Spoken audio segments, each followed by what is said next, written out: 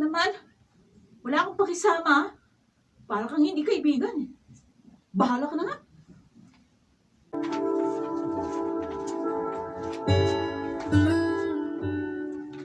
Maraming kabataan ngayon ang madaling maimpluwensyahan, hindi lang ng kanilang kapaligiran, kundi maging ng kanilang mga kaibigan. Saan kaya sila hahantong kung ito'y hindi mababago? Mga kaibigan, narito po't ating pakinggan ang naging karanasan ni Rosel sa ating dunang sa kanyang panahon.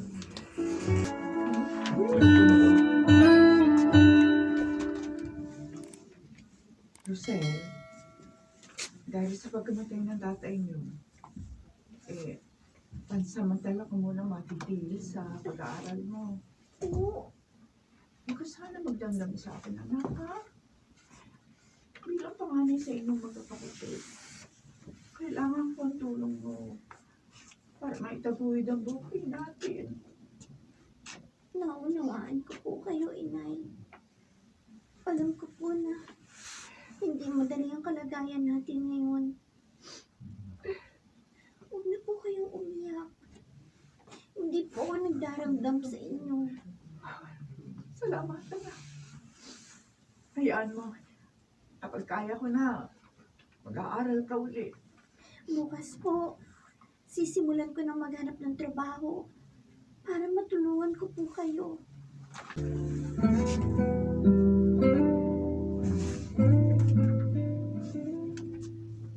Sabi ko na sa'yo, Rosel, matatanggap ka sa company namin. Talagang need namin ng mga encoder doon. Buti na lang ipinasok mo ako, Trixie. Thanks, ha? Ox lang yun. Magaling ka naman eh. Kaya sure ako na hindi ako mapapahiya. Lagi pa ako may kasabay sa pagpasok. Lagi ka namang may kasabay, di ba? Yung boyfriend mo, si Warren. Kahit na. Iba pa rin yung nandyan ka. Para kahit wala siya, hindi ako mag-iisa. Sige. Salamat uli, ha? Ngayon, may trabaho na ako.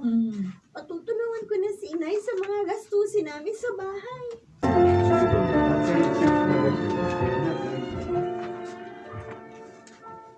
Kuya Amador, naku, maraming salamat sa bigas na dala mo. Malaking tulong to sa amin. Maliit na bagay lang yan, Melda. Marami naman akong naani eh. Kaya naisip kong dalan kayo. Maging ng mga gulay. Oo, sige. Kung dalan kayo.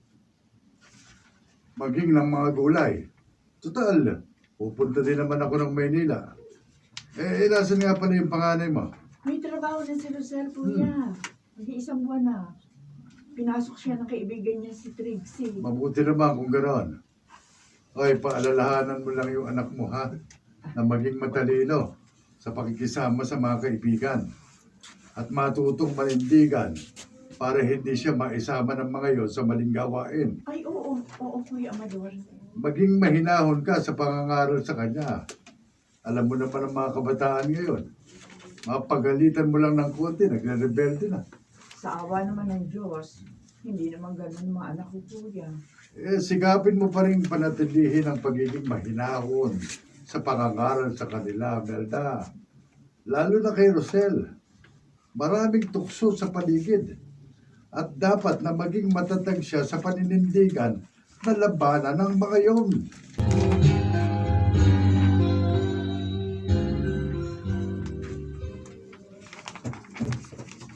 Oh, Rosel. Ah, Ay, bakit ngayon ko lang dumating? Gabi na. pasensya na po. Ay, hindi ba hanggang 6 ka lang ngayon? Opo, kaya lang, hinintay ko po kasi si Trixie. 9 p.m. pong labas niya, kaya ngayon 10 lang po ako nakauwi.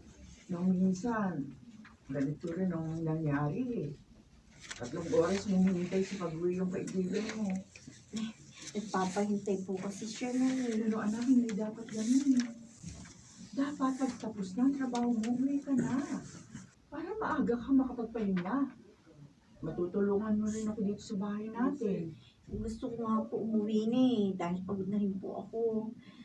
Nahihiya lang po akong tumanggi kay Trixie. Abay, huwag kang mahiya, anak. Hindi naman masama ang sasabihin mo. Ang gawin mo, ipaliwanag mo sa kanya na mahinahon ang dahilan mo. Siguro naman, mauunawaan ka niya. Anticipated lang.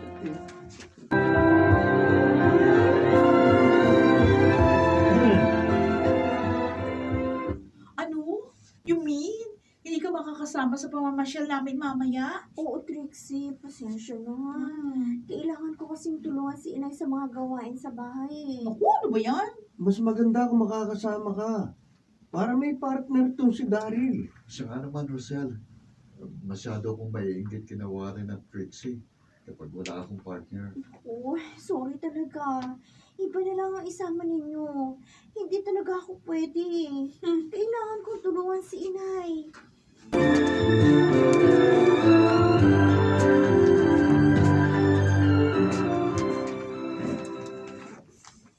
Bukuri yung naging date natin, Trixie. Oo nga eh. Feeling ko Warren. Dahil nagbukang bantay natin si Daryl. Kasi wala siyang partner. Ang kaibigan mo naman kasi, KJ. Kakainis nga. Di bale, isasama din natin siya. Ako bahala. Kukulitin ko. Sige, gawin mo. Matagal na may tama sa kaibigan mo si Daryl eh. Oo nga. Leave it to me.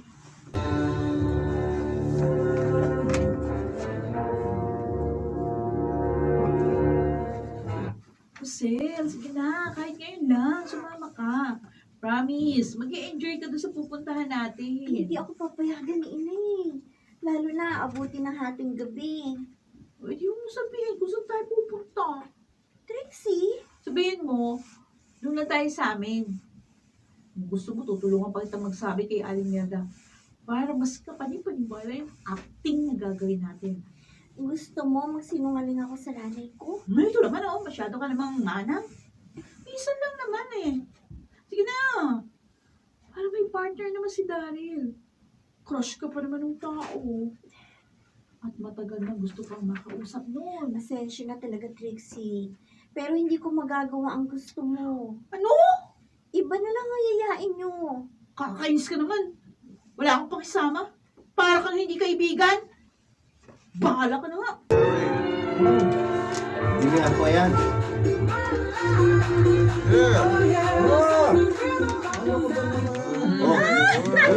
Sabi ko dito, babe. Sa lahat ng bar na napuntahan natin, alam mo, ito yung pinakamaganda. Ang sarap pa ng drinks niya. Yung kaibigan mo. Masyadong KJ. pa dyan. Hindi man lang magawa, tumakas sa parents niya. Hindi naman siya pronti. Sinabi ko pa. Kaya nga ngayon, hindi ko na siya papansinin. Ayoko sa ganung kaibigan. Uy! Uy! Masunod! Masunod! Ano yun? Marinig ko yun. Ano ba siya? Dali! May sunog!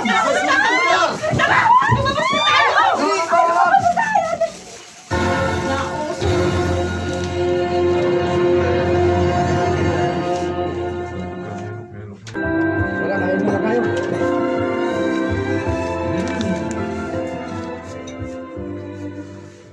Rosel, handa na ang almusal mo.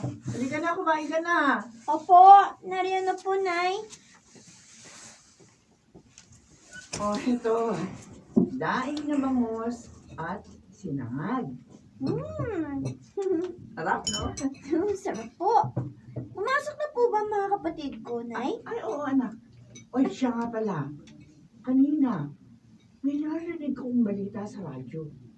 Isang bar na nasunog daw kagabi. Ho?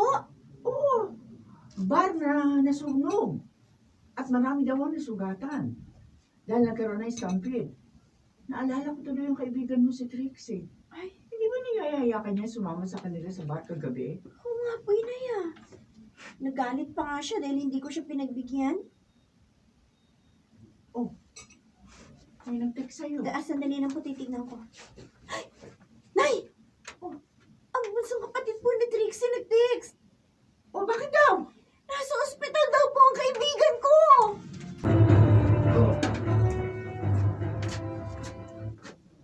Rosel,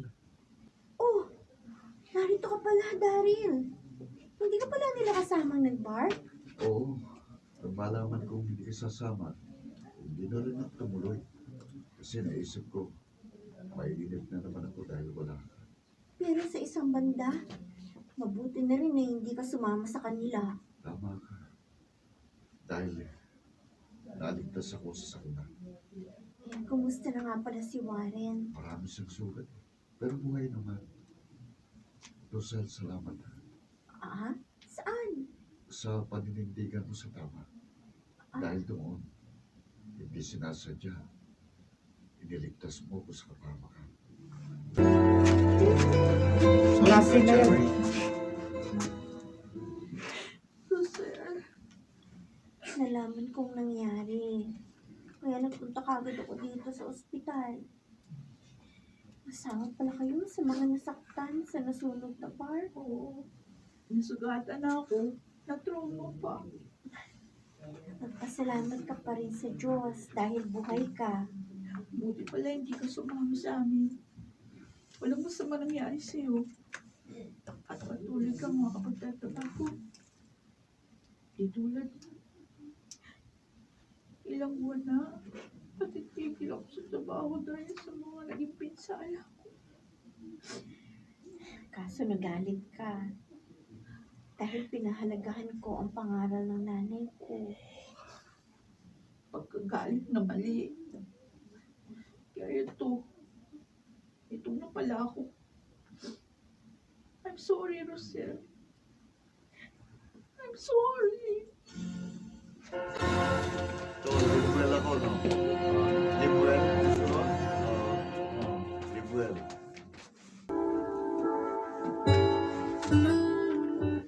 Ang paninindigan ay dapat taglayin ni Numan upang mapagtagumpayan ang mga tukso at kalayuan at hindi mapahamak sa kanyang panahon.